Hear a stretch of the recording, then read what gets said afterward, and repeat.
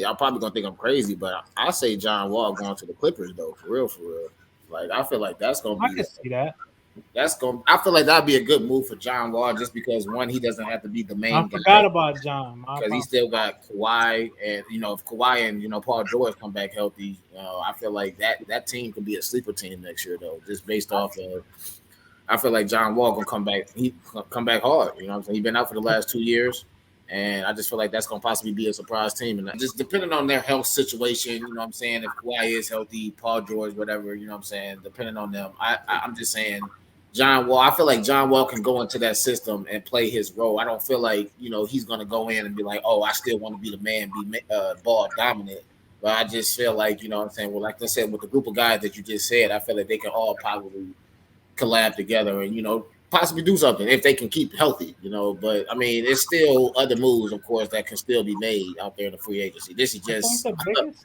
it's only just but it's been a couple of days in this free agency, so I I'm think the just biggest one is going. I think PJ Tucker will help build that toughness culture in Philly that they need, because they already got all the talent. They just ain't got no toughness. Yeah, that's the thing though. Is like, yeah, only works if guys actually listen to you. You know what I mean? Like if you come in, you're Jimmy Butler, guys listen. You speak up, they listen. And if they shut you off, well, then he'll just whoop them in practice. PJ ain't gonna be whooping dudes in practice, so if they shut him off and just tell him shut up, it's not like they ever gonna start listening. So I don't know if he Yeah, can. but also your way ain't been working either. I don't know if he carries enough weight to really. We're talking about, I mean, like it's like going to Minnesota, man. Like Jimmy was like, dude, these guys bums, right? And like, there's certain guys. I'm not, I don't know if it's true or not. That's just what he said. But I'm just saying, like, there's certain guys you just can't teach hard work, toughness. Like you just can't.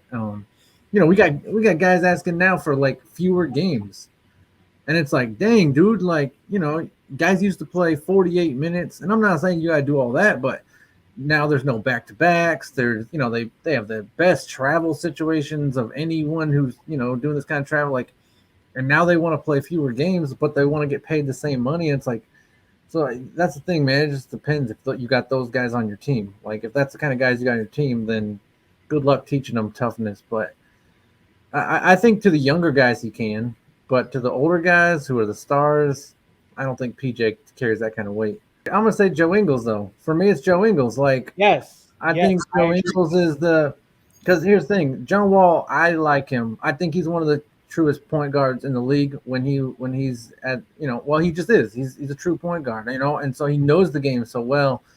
I compare him to like a Mike Vick, man. He can just come back after a couple of years and be like, "Well, I'm back," like. He won't be the same athleticism. I think he's going to lose some athleticism, and we're going to notice that right away.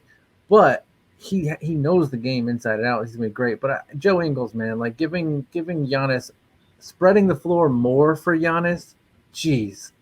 Like how do you collapse on him when he's got that many shooters around him?